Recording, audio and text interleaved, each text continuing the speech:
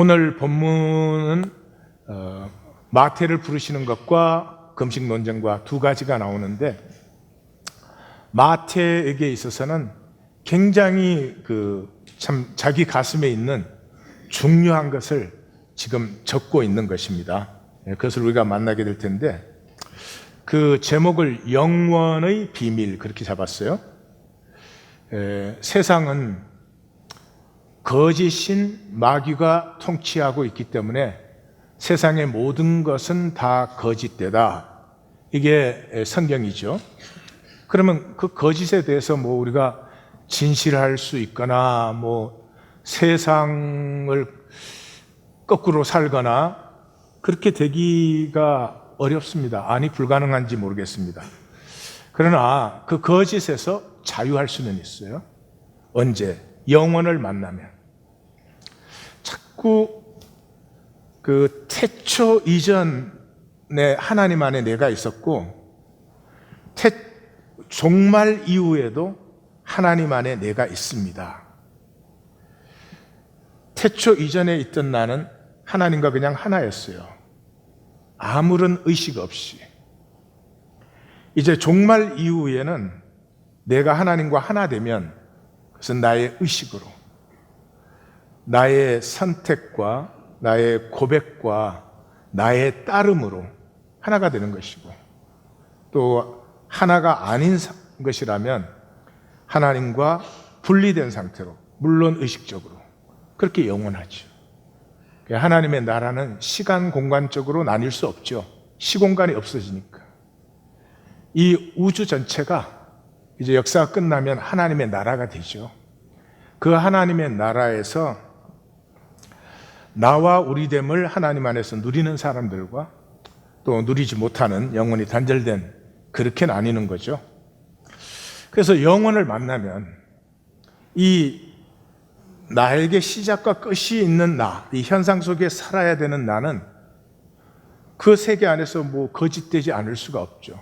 또 거짓되지 않은 게 꼭 좋은 것도 아닐 거예요. 꼭 사사건건이 참말만 한다. 그 사람하고는 같이 살기가 힘들 것 같아요. 그래서 그런 것이 아니고 거짓에서 자유인데, 그 자유는 영혼을 만날 때 온다. 영혼을 만난다. 영혼을 만나면요, 내가 시간과 공간 속에 있기 전에 내가 있었고 그 후에도 내가 있다는 것을 보고 나면 세상이 우스워집니다. 그 전까지는 세상이 절대적이에요. 목숨 걸고 사는 거예요. 아무것도 아닌 한 가지 한 가지. 말 한마디, 무슨 일이 일어났다, 애가 좀 잘 됐다, 못 됐다, 손해가 났다, 이익이 났다. 이게 절대적이 절대적. 그래서 정말 힘듭니다. 근데 이 영혼을 만나면 세상이 좀 우스워져요. 그렇게 목숨 걸고 살 일이 아니에요, 그거는. 그리고 그런 것이 이제 이렇게 좀 쓰러지면서 나를 알고 싶어져요. 난 도대체 누군데 이 시대에 이런 모양으로 보내져서 이렇게 살고 있을까? 나는 무엇을 할 때 제일 좋고 행복한가? 나의 진정한 소원은 무엇인가? 이런 것들에 이제 관심이 옮겨져요. 그 자체가 행복이에요. 자, 오늘 본문을 한마디로 줄이면 들어오라, 이만 하나님의 나라로예요. 그 세례 요한과 예수님이 공의, 마태복음에서는 회개하라, 천국이 가까이 왔느니라 그렇게 말을 해요. 굉장히 종교적인 번역이죠. 회개하라는 그 단어가 슈퍼예요. 돌이키라는 거죠. 땅의 삶에서 땅과 하늘이 교통하는 삶으로 돌이켜라. 세상 나라에서 이제는 하나님 나라로 돌이켜 들어오라, 그런 거죠. 천국이 가까이 왔다는 그 원어가 at your feet, 너 발 앞에 도착했다는 거예요. 왜 발 앞에 도착했어요? 하나님이 우리를 천국에 집어넣을 수는 없어요. 우리가 들어가야 돼요. 마태는, 이 두 기사는, 마태복음 전체가 그렇지만은 천국이 나타났지만 그 천국을 알아보지 못하는 사람들, 그리고 그것 때문에 끊임없이 옛삶을 반복해가는 이 역사의 절망성, 그런 걸 얘기하고 있어요. 첫 번째, 이제 마태를 부르시는 부분 9절에 13절을 보면은 천국이 우리에게 임해서 나타났어요. 천국이 어떻게 나타났어요? 주님 임재 앞에서 함께 먹음이에요. 이게 구약이에요.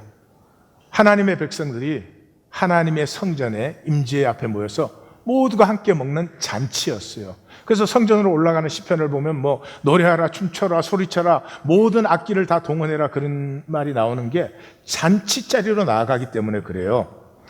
그래서 예수님이 나를 따르라 그러니까 마태가 예수님을 따르기로 선택했어요. 저기 뭐 따르라 하니까 바로 따랐다고 마태는 참 순종을 잘한다, 이렇게 읽으면 안 돼요. 예. 예수님을 멀리서도 봤을 것이고 가까이서도 봤을 것이고 여러 가지 생각이 많았을 거예요. 그러나 예수님께서 보시고 나를 따르라고 했을 때는 그 많은 생각들이 끝나고, 예, 선택한다는 말은 생각이 끝나는 거예요. 그리고 이제는 삶으로 들어가는 거죠. 그래서 나를 따르라 그랬더니 그가 앉아 있었는데 세관에 일어나 따랐어요. 따랐더니 무슨 일이 생겼어요? 함께 먹었어요. 함께 먹었어요. 함께 먹음이 천국이에요. 함께 먹는 게 뭐 그렇게 대단한가? 이 대단해요. 제국도 무너지고 재벌도 다 무너져요. 역사 끝까지 안 무너지는 게 있어요. 이 가족이에요. 식구. 함께 먹는 사람들이에요. 그뿐만이 아니에요. 모든 인간 제도, 정치의 시작은 함께 먹음이에요. 우리 뭐 열심히 공부도 하고 돈도 벌고 하잖아요. 뭐 하려고? 예. 좀 힘 있는 사람들하고 함께 먹으려고. 예. 그거예요. 내가 누구냐는 세상에서는 내가 누구랑 함께 먹느냐, 이런 거죠. 그래서 뭐 이 연말 되면 이제 무슨 뭐 장관도 초청하고 국회의원도 초청하고 한인 회장도 초청하고 교회협의 회장도 초청하고 뭐 초청이 많아요. 그게 이제 어떤 테이블에 내가 갔다 왔느냐, 그게 난 줄 알아요. 함께 먹음. 이게 인간이 인간을 떠나기 시작한 출발점이에요. 그래서 성경은 아주 간단한 책이에요. 언제 하나님 나라가 우리 가운데서 피어나느냐? 인종, 사회적 지위, 어떤 조건에도 상관없이 누구와도 같이 앉아서 함께 먹을 수 있을 때, 그게 하나님 나라의 출발점이에요. 우리는 나하고 조금만 안 맞으면 한 끼 먹을 수 있어요. 참을 수 있어요. 그 다음 끼 못 먹어요. 그래서 마태가 예수님을 따르라 하는 말씀을 받아서 따랐더니 마태의 집에서 함께 먹음이 생겼고, 이 함께 먹음이 열림이 되어서 많은 세리와 죄인들이 예수님과 예수님의 제자들과 함께 먹더라. 아멘. 얼마나 좋은 일이에요. 여기 세리와 죄인들은 끊임없이 배척당하는 사람들이에요. 저 홈레스 위에서 한 끼 프로그램 한 게 아니에요. 끊임없이 배척돼, 무슨 이유든지, 종교적인 이유든지 경제적인 이유든지 정치적인 이유로 배척되던 사람들이, 그런 것이 아무 상관없이 그저 사람이라는 이유만으로 예수님에게는 나와서 함께 먹고 즐거워할 수 있었어요. 그런데 이 함께 먹음을 못 보는 사람들의 대표가 종교인들이에요. 어찌하여 세리 죄인들과 함께 잡수시느냐? 그럼 맨날 배척받던 사람들이 나와서 함께 즐겁게 먹고 있으면 일단 마음이 좋아야지. 맨날 배척받더니 저렇게 흥겹게 같이 먹는 거 보니까 참 좋다. 혼인잔치라고 예수님 말할 정도 아니에요. 아무 조건이 없어요. 누구든지 와서 즐겁게 먹는 거예요. 근데 그거를 옳고 그름으로 봐요. 이건 망한 사람이요. 이건 망한 사람. 뭐 아버지가 가정을 옳으냐 틀려 이걸로만 봐요. 그 집 식구들은 못 살지. 예. 마음을 잃어버렸어요. 종교인은 너무 오르려고 노력을 해서, 너무 잘하려고 노력을 해서 이 마음을 잃어버린 사람들이 종교인들이에요. 그래서 예수님이 아무 하지 않아도 좋을 얘기를 하셔야 돼요. 야, 의사가 건강한 사람에게 왜 필요하겠니? 병든 사람에게 필요한 거지. 그러니까 하나님의 나라는 종교인에겐 필요하잖아요. 종교인은 뭐 자기가 이미 구원의 확신 가졌고 뭐 왜 죽으면 천국 가? 지금 천국을 살아야지. 병든 자에게 하나님 나라가 필요하죠. 예. 베드로가 예수님 만나서 그 물고기 잡힌 것을 보고 나를 떠나소서. 나는 죄인으로서이다. 이거 종교적인 얘기 아니에요. 이게 생명의 출발점이에요. 예? 남편이 아내를 보면은 참 좀 더 잘해줄 걸. 40년 만에. 예, 아내가 남편을 봐도 그렇게 꼬집꼬집 따질 것이 아니었는데 이게 사람의 출발점이에요. 부모 자식 됐다고 부모 자식이 아니에요. 자식이 부모를 생각하면 안타깝고 저렇게 나이 들어가시는데 잘해드릴 걸. 거기서 진정한 관계가 나는 죄인으로서이다.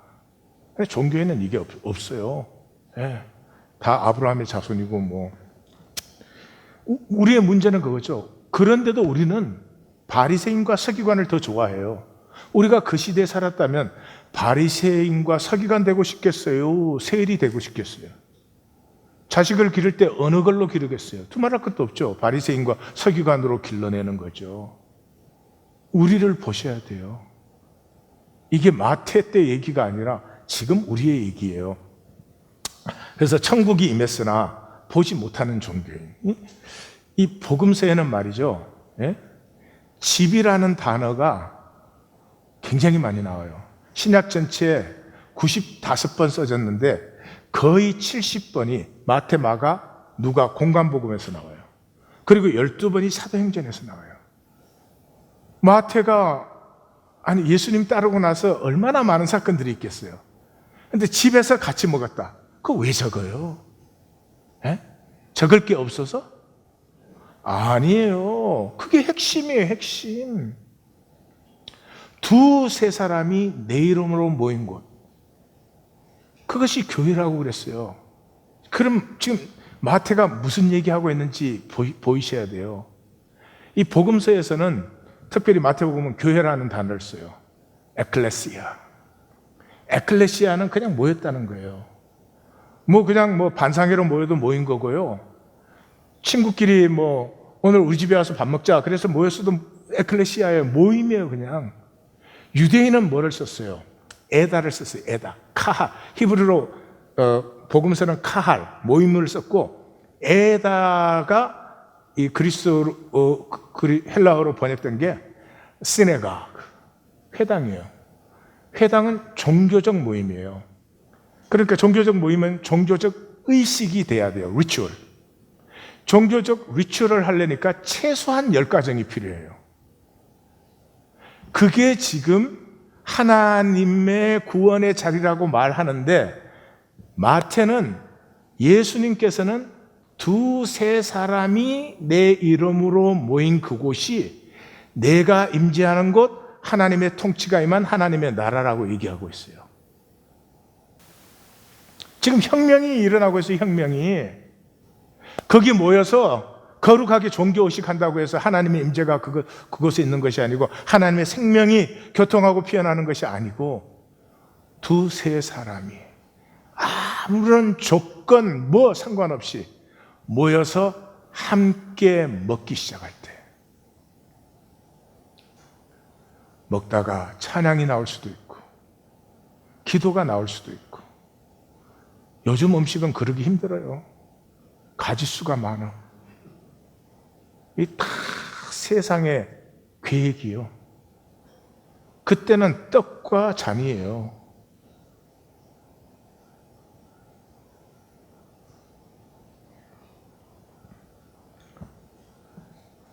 하나님의 나라는 이 종교적으로 막 어마어마한 영광이 번쩍번쩍하고 종교인들은 그런 걸 생각을 해요. 막 도덕적으로 막 다 옳고 막 잘못하는 사람이 없고 뭐 이런 걸 생각을 해요. 아니요. 하나님이 생명을 아름답고 신비하게 만들었어요. 그 생명이 이 세상에 있는 동안은 다 부족하고 약해요. 그 부족하고 약함이 서로를 긍휼히 여기는, 서로를 불쌍히 보면서 같이 만나서 삶을 나누는 자리가 바로 하나님의 통치가 임한 하나님의 나라다. 자, 지금 마태의 가슴에 뭐가 흐르고 있는지 보이시죠? 예, 자기가 따르고 난 다음에 함께 먹었더니 그 함께 먹음 때문에 많은 세리와 죄인들이 다 함께 먹기 시작했다. 이게 지금 무슨 말 하는 건지 이제 느끼시죠? 그러고 났더니 세례 요한의 제자들이 왔어요. 이건 종교의 최상이죠. 바리새인들과 서기관은 뭐 다 위선이라고 세상이 다 알아요. 지금 기독교인과 목사가 위선이다. 모르는 사람이 세상에 있어요? 그런 거 똑같아요. 근데 요한의 제자들은 이 사람들은 광야에 나가서 금식하고 철저하게 율법 생활하고 그런 사람들이에요. 질이 달라요. 종교의 최상이에요. 그 사람들이 와서 물었어요. 왜 금식하지 않습니까?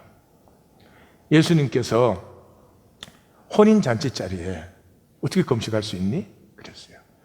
3시간이 도래했어요.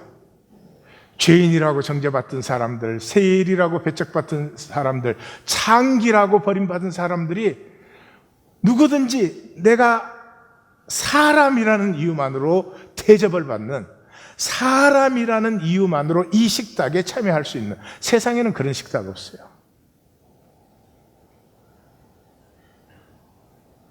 크게 도래했는데 안 보여요. 종교의 눈이 가려져서. 제가 우리 성도님하고 얘기를 하다가 성도님이 그런 얘기를 해요. 그 면죄부, 중세 그 면죄부를 가지고 돈 주고 구원을 살 수 있다고 사람들이 참 어리석다 이래요. 제가 좀 깜짝 놀랐어요. 지금도 우리가 면죄부 사고 있습니다. 종교생활은 면죄부 사는 거예요. 면죄부라는 거 자세히 말씀드릴 수는 없지만 1215년에 라테랑 4차 공회가 있었어요. 뭐 신경 쓰실 거 없어요. 그 공회에서 성직이 하나님 아래, 만민 위의 최상. 그때 교황과 황제가 싸울 때거든요. 그래서 교황은 황제보다 높다. 왜? 하나님의 대리인이니까. 이런 성직주의가 결정되었어요. 네? 성직주의가 결정되면서 가장 여러 가지가 적용이 되지만 중요한 게 화채설이에요. 화채설은 뭐냐? 떡과 잔을 받아요. 근데 성직자가 그 위에 축사하면 이게 예수님의 살과 피로 바뀌는 거예요. 성직자가 떡과 포도주를 하나님으로 만들 수 있는 권위가 있는 거예요.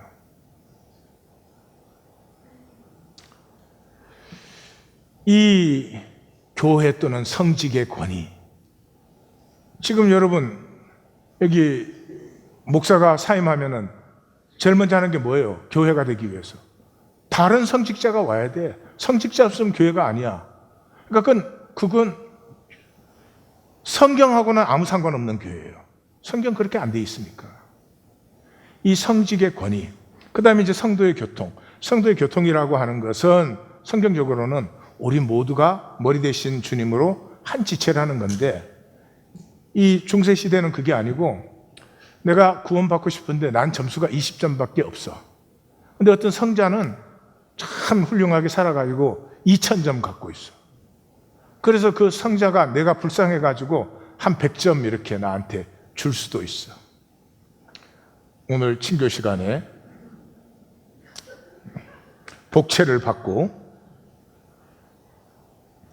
그 다음에 이제 세 번째가 이게 참회의 노력과 헌신이 있어야 돼. 무슨 말이에요? 내가 구원을 받고자 하면 구원받고 싶은 열망은 나에게 있어야 돼요. 근데 이 성직주의가 결정된 게 언제냐 그러면 십자군 전쟁이 끝나고 나서예요. 십자군 전쟁이 끝나니까 어떤 일이 생겼어요? 십자군 전쟁하니까 전쟁하는 동안 무역 못 하잖아요. 장사 못 하잖아요. 근데 십자군 전쟁하는 바람에 길은 열렸잖아요. 그러니까 막 무역이 활발해지고 사실은 인류 역사에 제1차 자본주의가 이때 일어나는 거예요. 막 장사하고 이익을 남기고. 그럼 출장 가야 되고 그러는데 주의를 어떻게 지켜요? 못 지키잖아요. 그러니까 나는 그건 못해도 내가 멀리 가서 장사하고 그래도 돈을 벌었으니까 돈으로라도 나는 내 열매가 그거니까 하나님에게 드린다 이거예요. 이 세 가지가 합쳐진 게 면죄부예요. 면죄부, 그때 사람들이 우리보다 어리석어 가지고 천만의 말씀이에요. 돈 주면 구원 산다 이렇게 생각한 게 아니에요. 400년 지속이 되죠. 400년. 그런 멍청한 걸 사람들이 400년 따르지 않아요. 지금 우리 뭐예요? 예? 교회 성직주의. 예. 교회가 쓰려면 성직자가 있어야 돼. 그 성직자가 있는 교회 안에 포함되면은 구원받은 거야. 그리고 이 내 나름대로 그 교회에 헌신하고 뭐하고 이제 그런 거 하는 거죠. 똑같아요. 구원은 그런 게 아니에요. 내가 하나님이 창조한 나로 회복이 되어요. 그 나는 하나님의 대리인이에요. 하나님의 형상으로 창조해서 하나님의 다스림을 위임해 줬잖아요. 내 생명을 만물과 만유와 모든 이와 나눌 수 있어요. 그 가능성이 내 안에 있어요. 육체를 입은 동안 그건 잘 안 되지만 그럼에도 불구하고 이 육체를 벗은 후에 온 우주와 나눌 나의 생명을 지금 훈련하고 있는 거죠. 그게 신앙생활입니다. 교회 다니는 거 아니에요. 교회를 다닌다는 말 속에는 제일 중요한 게 성직주의가 들어있어요. 지금 우리 똑같아요. 이 종교에서는 면죄부 만들고 있는 거예요. 돈과 정성을 가지고. 그래서 금식이 종교에는 최상이죠. 여인이 낳은 자 중에는 세례 요한보다 더 큰 이가 없어요. 먹지도 않고 마시지도 않았대. 어떻게 살았나? 근데 또 다른 본문에 보면 메뚜기는 올갱이 길에서 먹었다. 석청도 먹었다. 정말 인간으로서는 종교의 최고봉에 선 사람이 세례 요한이고 그의 제자들이에요. 그럼에도 불구하고 종교는 하나님의 가슴을 담지 못해요. 하나님의 가슴이에요. 구약에 계속해서 나오지만 아무리 부족해도 아무리 못나도 심지어 나를 대적한다고 할지라도 내 잔치자리에 어느 누구도 막지 말아라. 누구든지 나와서 기쁘게 배부르게 먹게 해라. 그게 아버지의 가슴이에요. 이 아버지의 가슴은 종교에는 담겨지지 않아요. 예수 안에서 그 하나님의 아버지의 가슴이 나타나는 기쁨을 만난 사람들이 그 아버지의 가슴을 담고 있고 아버지의 가슴을 나누는 거죠. 그러면서 이렇게 말해요. 신랑을 빼앗길 날이 온다. 지금 예수님이 지금 임재하고 있잖아요. 이 예수님 빼앗기는 날이 오죠. 이 말씀 오해하세요. 예수님은 항상 관점이 종말적이에요. 너희가 이 땅에 있는 동안 뭐를 어떻게 했느냐? 그건 너무 심각하게 생각하지 마. 너희가 심각하게 생각해야 될 것은 너희의 시간이 끝날 때 너는 누구냐? 그것을 알으라는 거죠. 이 현상계는 일시성이잖아요. 그래서 육적이고 물질적인 관계는 다 소멸해요. 그건 현상이니까. 지금도 사실 없는데 우리가 있다고 생각하는 거지. 그건 없어져요. 영원한 건 뭐예요? 내 영혼의 나. 영혼이라는 말이 추상적이면 내 중심의 나. 내 중심에 나와 하나님은 하나 되어 있어요? 아니면 사실은 단절되어 있어요? 종교인은 하나 아닙니다. 하나라면 하나님의 가슴과 그 기쁨을 느끼죠. 그 나로 영원하다는 거죠. 그래서 또 하실 필요가 없는 말씀을 또 해요. 생배 조각을 낡은 옷에 누가 붙이냐? 새 포도주를 누가 낡은 부대에 넣겠느냐? 무슨 말씀이에요? 옛 것과 새 것의 배타성이에요. 옛 것을 많이 하면 새 것이 조금 되려나? 아니라는 거죠. 옛 것은 뭐예요? 종교를 얘기하죠, 여기. 새 것은 뭐예요? 천국을 얘기하죠. 종교와 천국은 배타적이에요. 구약 시대도 신약 시대도 우리의 가장 큰 착각은 종교 생활을 하면서 내가 뭐 천국을 사는 건 아니지만 그래도 종교를 이렇게 열심히 하면 천국 비스무리 해지는 줄로 알아요. 종교 생활에 열심을 하면 열심을 할수록 천국에서 멀어지는 거예요. 그거 어떻게 하란 말이냐? 종교에 깨어지라는 거예요. 그게 보이는 거예요. 내가 종교 생활을 열심히 하면 열심히 할수록 더 가짜고 더 위선자가 되는 나를 만나라.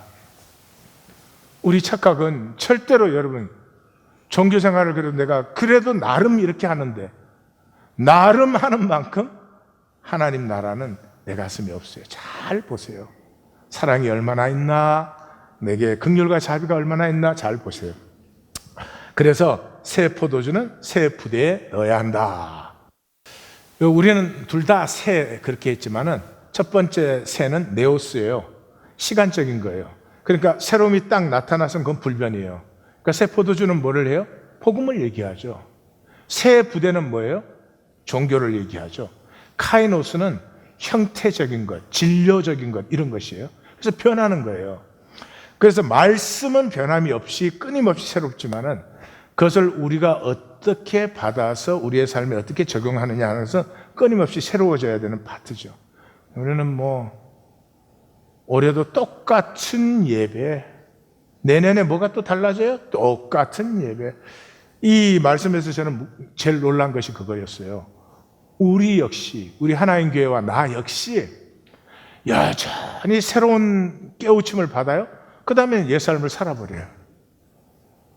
우리가 잘못이 아니고 전체적으로 그 제도 속에 우리가 갇혀 있는 거죠. 이제 새로운 시간이 도래했다. 새로운 시간이 도래했다.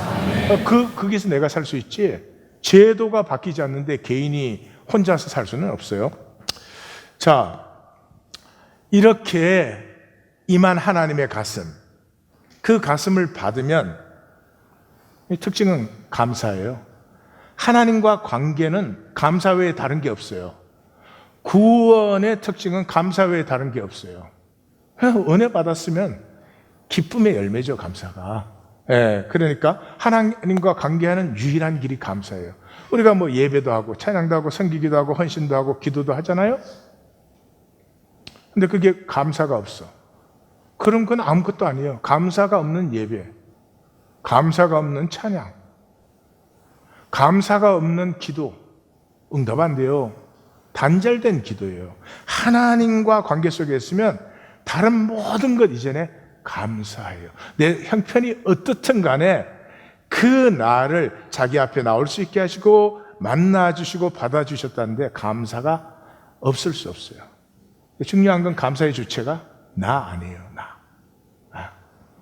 만약 남편이 아내에게 감사하는데 생각을 해서 그래도 나 때문에 고생 많이 했는데 내가 그래도 감사해야지. 그래서 하는 감사가 감사될까요? 짜증나.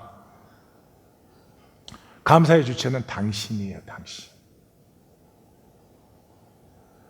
종교인의 감사는 의무감이에요. 의무감에서 하는 건 능력도 없지만 의미도 없어요. 누가 나한테 고맙다고 하는데 고맙다고 해주는 게 도리여서 하지 마.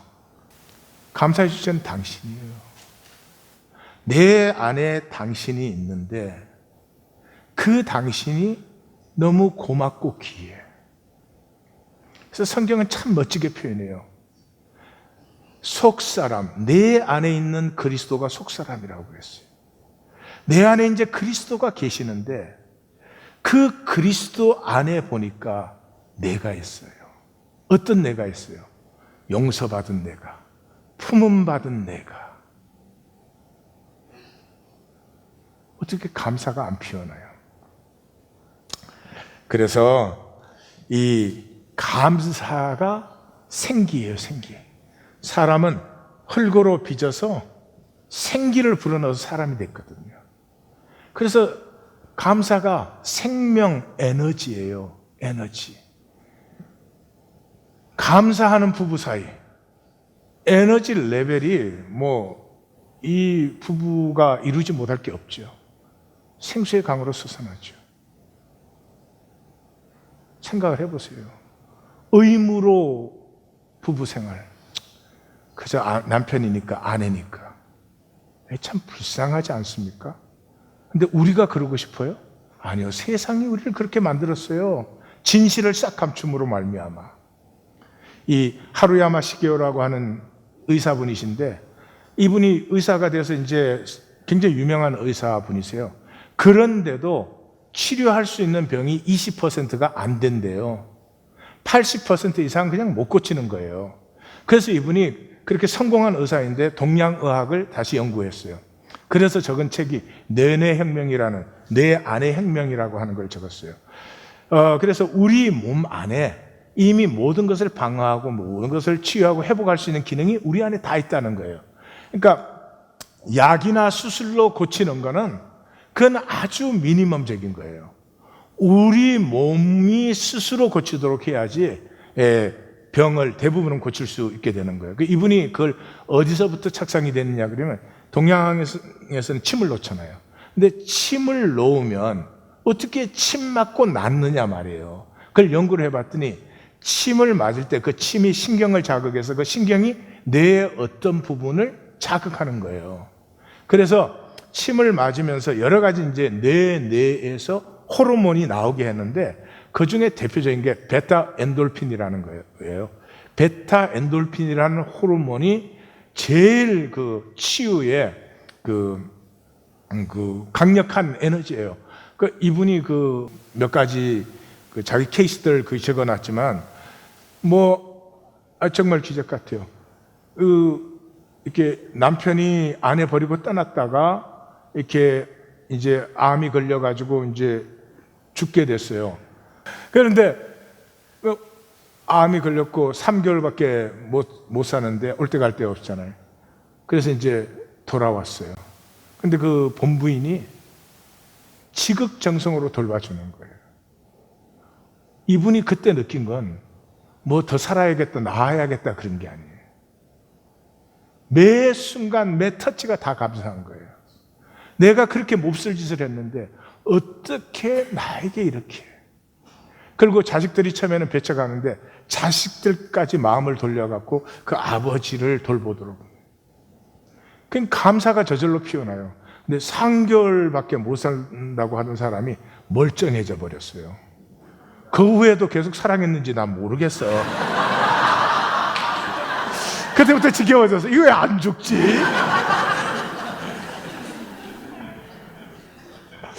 여러분 사랑받으려면 3개월만 삽시다.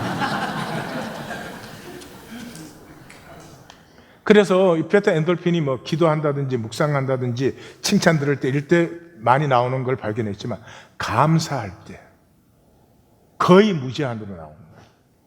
베타 엔돌핀이 나오면 에너지, 활력이 증강되고 면역성이 상승돼요. 그래서 병을 고치는 거예요. 그게 치유지고 젊어지고 세포가 젊어져요. 노화 방지가 아니고 젊어져요. 앞으로 저는 이제 내년에부터 1살씩 어려지는 겁니다. 이 베타 엔돌핀의 정반대가 노르아드레날린이라는 거래요. 그거는 화내거나 미워하면 그게 그렇게 많이 나온대요. 그럼 정반대로 가. 그 감사가 무엇입니까? 함께함에. 돈 많이 생겨서 감사되지 않아요. 감사라고 하는 것은 관계성이에요. 함께해서 나오는 거예요. 그러니까 감사의 반대는 인색이에요. 인색은 이 물질로 된 세상의 특징이기 때문에 우리 모두가 해당이 돼요. 인색한 사람을 얘기하는 거 아니에요. 인색이 뭔지를 똑바로 보셔야 돼요. 이 세상은 마귀는 우리를 인색하게 만들어요. 인색하면 프로즌 돼버려요. 이게 제일 잘 표현된 게 스크루지잖아요. 스크루지의 삶은 살거나 자라거나 피어난 게 아무것도 없어요. 그저 지키기에 급급했어요. 그런 그가 이렇게 과거의 영, 현재의 영, 미래의 영에 이게 방문을 받아가지고 미래의 영이 이제 자기를 인도했을 때 자기 장례식을 만나죠. 아무도 함께하지 않는 장례식. 자기가 그렇게도 인색하게 군 족한의 가족이 그냥 왔다가 참 안 됐다고 자기를 위해서 기도해 주면서 돌아가 버리는 자리. 그걸 만나고 나서 이 스크루지가 달라지죠. 이제 크리스마스 때가 되면 크리스마스 캐롤, 이 연극 많이 하는데 그 디킨스의 핵심을 다 못 잡는 것 같아요. 그게 뭐 이렇게 그 구두쇠에 뭐 이렇게 영들이 찾아오는 그게 너무 흥미진진해서 그런지 뭐 그게 디킨스는 표현하고 싶은 게 있어요. 그 스크루지가 자기가 자기의 인생함을 만나고 나서 자유케 된 다음에 그 생수의 강으로 솟아나는 에너지, 그게 핵심이 있는데 되게 막 구두쇠 막 인색한 거 그것만 표현하다가 이렇게 그 다음에는 뭐 터키 한 마리 주고 끝나 그냥. 아니야. 그 디킨스가 참 잘 표현한 거예요. 인색이라는 건 불신이에요. 누구도 못 믿는 거예요. 어떤 약속도 못 믿는 거예요. 그저 내가 나를 지켜야 된다고 생각을 해요. 근데 내가 나를 지키느라고 나를 모든 것에서 단절시켜 버렸어요. 그럼 에너지는 통해야 되는 것인데 어디서 에너지가 오겠어요? 삶이 갈수록 부러져 내버린다니까요. 그 스크루지가 그 인색함에서 자유하게 되는 순간에 그 생수로 솟아나는 그 에너지, 그 나눔, 기쁨, 이제 그거를 사람들에게 보여주고 싶어 하는 것이죠. 우리의 잃어버린 복, 이 세상에 살기 때문에 우리는 복을 잃어버렸어요. 생명이 복이에요. 다시 말해서 이걸 기독교 교리적으로 말하면 성화가 없어요. 생명이 새로워지지 않아요. 여러분, 새로워지지 않는 생명 어떻게 삽니까? 그걸 권태라고 합니다. 권태. 죽을 수는 없고 사는데 무슨 기쁨이 있는 건 아니고, 이거 참 안타까운 것이에요. 기독교가 그렇게 되었잖아요. 응? 종교생활 뿐이니까. 종교생활에 무슨 진실이 있습니까? 예수님만이 위선이라는 말을 20번 썼어요. 아버지의 가슴을 못 만났죠. 기쁨이 없어요. 그러니 참 이 종교생활 힘든 거예요, 사실은. 생명과 생명이 만나면 생성의 역사가 기쁨으로 피어난다. 예수를 믿는데 새로움이 피어나지 않으면 산 예수가 아니라 예수라는 언어의 헛개비와 관계하는 것이에요. 헛개비와 상대하면 유익함이 많아요.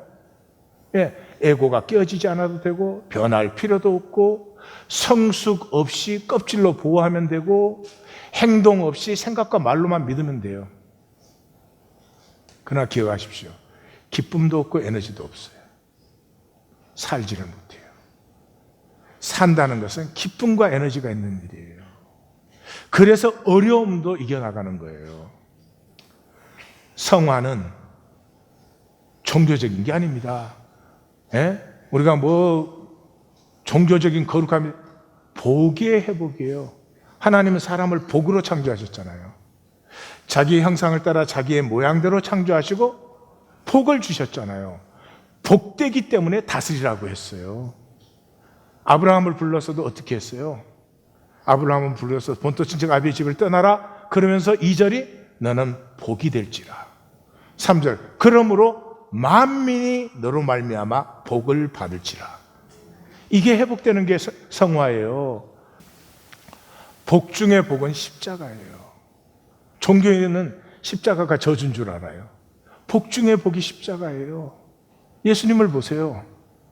얼마나 복되면 얼마나 많은 사람이 예수님으로 복을 받았는데 지금도 예수님으로 복을 받는 사람이 끊이지 않지 않아요. 다시 말해서 나를 나눔이에요. 예수님처럼 극단적인 그런 상황, 상태가 아니어도 괜찮아요. 나를 나누세요. 우리는 복이잖아요. 길가 지나갈 때도 인상보다는 미소를 한번 나누세요. 예. 썩 마음에 안 드는 사람이라도 격려와 위로를 나누세요. 재수없다 이런 말 쓰지 말고.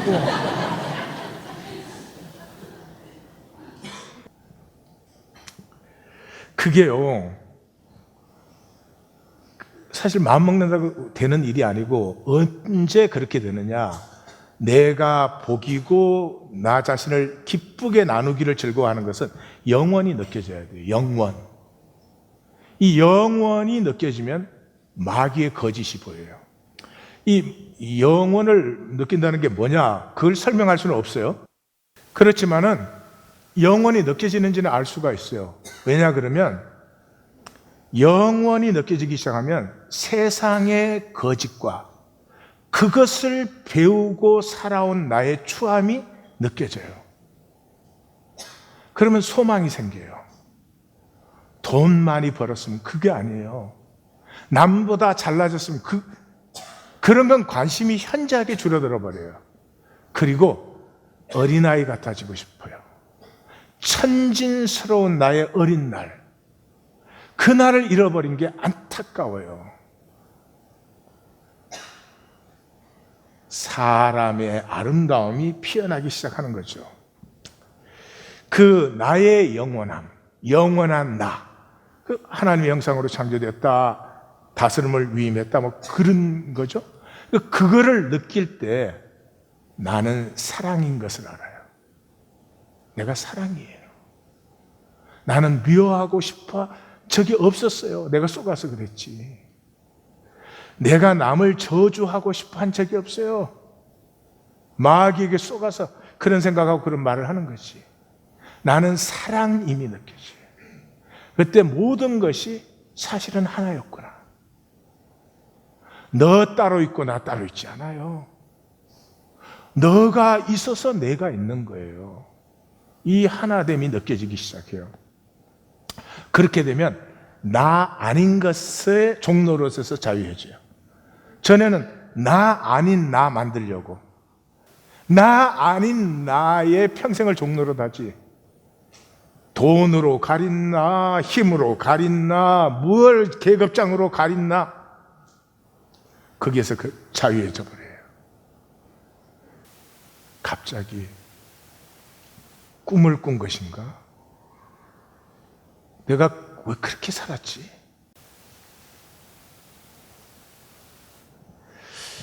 생각이 쓰러지면서 마음이 피어나기 시작한 거예요. 마음은 존재의 의식으로 신비와 사랑의 센터요, 하나 되고픔의 뿌리예요. 마음은 항상 하나 되고 싶어요. 마음의 나는 영혼에서 왔다. 현실에 나타나지만 현실의 산물이 아니에요. 자유하여서 물처럼 다 내어주고도 자신을 이루어요. 생각은 상황을 인지하고 반응해요. 나를 보호하고 강화해요. 필요한 것이에요. 그러나 생각의 나는 너에 대한 나예요. 생각이 어디에 시작이 돼요? 아이가 엄마를 인지하면서 너에 대한 나, 이 너에 대한 나는 끝없는 비교와 경쟁으로 닫혀있고 불행해요. 두 가지가 다 필요해요. 생각이 마음에 품어지면 에고는 주권을 내려놓고 종이 돼요. 그러면 삶이 아름다워져요. 에고가 에고의 자리에 있는 거죠. 이걸 개인 마인드라고 해요. 살 때는 어쩔 수 없어요. 예? 뭐 죽고 사는 것처럼 해요. 그렇지만은 이 땅에 이게 영원한 게 아니잖아요. 그러니까 열심히 하지만 진짜 결과는 이게 아니라는 걸 알아요. 마치 우리 족구하는 것 같아요. 족구할 때는 이것들이 날 죽이려고 그래요. 기가 막혀 말이 안 나와. 그러고도 집에 가면 마누라한테는 지가 이겼다고 또 그랬대요. 야, 이 참. 그렇게 해요. 근데 게임 끝나면은 그냥 게임이었잖아요. 그러기 때문에 그가 하는 동안은 생각이 없어져 버려요. 참 저에게는 좋은 시간이에요. 생각이 완전히 없어지고 몸으로만 이 생각 없이는 살 수 없는 세상 속에서 이 사도 공동체의 비밀이 갈라디아 3장 28절이죠. 유대인이나 헬라인이나 종이나 자유인이나 남자나 여자나 다 그리스도 예수 안에서 하나예요. 여러분 이거 보이십니까? 유대인과 이방인은 지금도 하나 안 돼요. 그런데 그 예수님과 예수님의 제자들에게서 함께를 배운 사람들, 그렇죠? 예수님이 이 땅에 오신 이유는 함께하기 위해서 왔어요. 예수님 소개가 어떻게 돼요? 신약 시작이 하나님이 우리와 함께하시니 임마누엘이라. 예수님의 사역이 뭐였어요? 12를 세우사 자기와 함께 있게 하시고. 그래서 조건, 인종, 사회적 지위, 성별 아무것도 상관없이 이들은 함께 떡을 뗄 수 있었어요. 이게 혁명인 것이 보여야 돼요. 정치 바꿔서 되는 일이 아니에요. 근본이 새로워지는 것이죠. 예. 자, 우리 이제 이 세 부대에 담는 시간이 왔는데 체크를 몇 가지 하겠습니다. 우리 정말 하나님을 사랑해요? 건강, 삶, 자녀, 돈 다 긴급성이 있는데 사랑 안 해요. 내게는 실제로 돈, 세상, 힘이 실제가 아닌가? 그렇죠. 돈 사랑하죠. 소망이 뭐예요? 세상에서 출세 성공하는 거 아니에요? 뭐를 믿어요? 힘을 믿죠. 우린 다 그래요. 나는 사랑, 용서, 긍휼로 사는가? 아니요. 우리 안 그래요. 왜요? 우리는 옛 부대에 담겨 있어요. 아무리 깨우쳐도 돌아가야 되는 것은 나의 옛 삶이에요. 이 새 부대, 새 삶을 우리가 만들어가지 않고는 아무리 깨우쳐도 살 수는 없어요. 이제는 사는 시간으로 들어가야 되겠어요. 영혼을 만나야 된다. 그게 제일 중요한 거라고 했죠. 영혼을 만나는 게 뭐예요? 말씀 만나는 거예요. 이 말씀은 과거의 사건 기록이 아니에요. 인간 역사가 흐르는데 영원한 하나님의 그 interference, 이 개입이 드러난 거죠. 그 영원한 현재가 여기에 있어요. 내 가슴은 시간이 없어요. 가슴에 무슨 과거, 현재, 미래가 있어요. 생각에 있는 거죠. 가슴으로 말씀을 만날 때 하나님의 영원에 참여하게 돼요. 그래서 우리는 종교를 넘어서요. 종교 뭐예요? 해석 게임이지 뭐. 누가 오묘하게 풀었냐. 종교 생활이 뭐예요? 다 애구로 하는 거예요. 애구 게임이죠. 이 조그만한 교회 나와도 그거 아니에요? 내가 중요해 보이면 기분 좋아요. 그거 다 넘어서는 일이 하나님의 영혼을 만나는 거예요. 영혼이 뭐예요? 말씀이 영혼이에요. 이 천지를 여신 말씀. 그 영혼을 나누어야 돼요. 영혼을 나누는 게 뭐예요? 말씀으로 함께해요. 이 말씀의 영원성을 만난 사람에게서는 가슴에 정죄와 심판이 쓰러져 버려요. 두세 사람이 내 이름으로, 이름 임재, 그 임재 안에 모인 그곳에서 비로소 나를 처음으로 만나요. 수치와 두려움에 어떻게 하든지 만들려고 하던 나, 그 가짜 나 내려놓고 내 안에서 피어나는 진짜 나를 비로소 보기 시작해요. 그러면 이 속에서 피어나는 건 영원히 새로워요. 그래서 성경적 신앙은 영원한 새로, 이거 혼자 뒀다는 거 아니에요. 그래서 새로워지지 않아요. 너와 나의 정죄 없는 관계성 속에서 그냥 순간순간 새로운 거예요. 새롭다고 꼭 좋은 게 아니에요. 내가 이렇게 웃는 때도 있었어?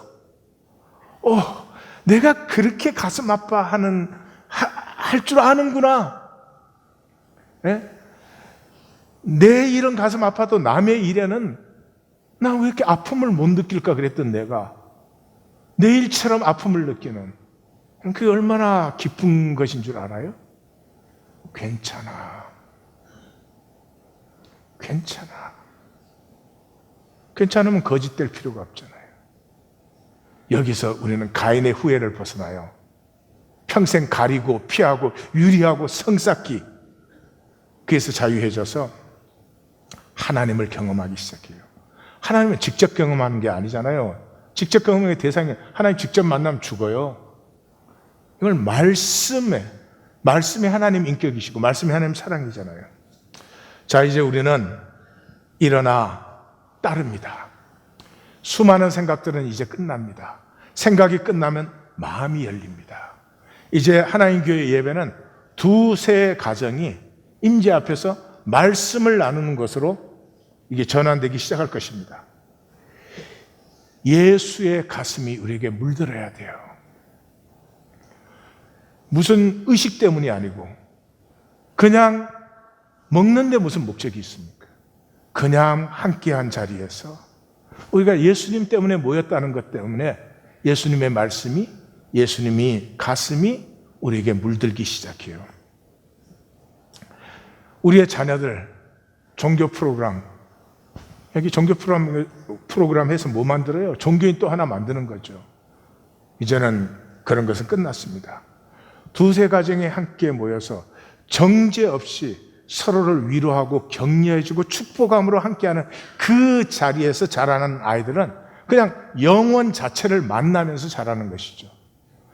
이런 사람들이 이사야의 말에 의하면 내게서 날 자들이 오래 항폐한 곳을 다시 세우며 또 역대에 파괴된 기초를 쌓으리라. 역대에 파괴된 삶이에요. 우리는 그걸 살고 있어요. 다 괴로워요. 너무 힘들어요. 한국에서 3세에서 9세까지 학생들 21%가 핸드폰 중독이래요. 초등생들이 부자애들은 부자애들끼리만 어울리는데 자기 친구를 부르는 말이 거지래요. 거지인데 월거지, 전거지, 엘거지 그렇게 나눈대요. 월거지는 월세방에 사는 애들, 전거지는 전세방에 사는 아이들, 엘거지는 한국에서는 그 리스트 하우스인가 LH라고 그러는데요. 그 엘거지라고 그러는데요. 초등학생이 자기 친구를 거지라고 불러요. 걔 인생은 끝났죠. 평생 돈의 종로도 다 끝나겠죠. 이런 세상이에요. 생명의 사람들이 하버드 나온 사람이 아니고요. 생명의 사람들이 필요한 시간이에요. 생명의 사람들을 양육하고 장성하게 자라서 역대에 무너진 것과 파괴된 것을 수부하고 새롭게 하는 세대가 일어나는 하나님 교회가 됩니다. 참나를 만나는 것이요. 그것이 영혼을 사는 것입니다. 삶은 춤으로 사는 것입니다. 노래로 사는 것입니다. 즐거워하고 시와 그림으로 사는 것입니다. 삶 자체를 그냥 받는 것이 아니라 받은 삶을 나를 통해서 승화시켜서 나누는 것이죠. 예? 어떤 것을 받았어도 그 안에 여전히 있는 생명의 아름다움으로 승화, not just react, 기분 그대로 받는 것이 아니라 나를 통해서 삶이 다시 나누어질 때는 아픈 삶도 십자가까지도 아름다워진 삶을 사는 자리로 우리는 들어갑니다. 아멘을 세게 해야 1초씩 줄이는데 우리는 들어갑니다. 기도하십시다.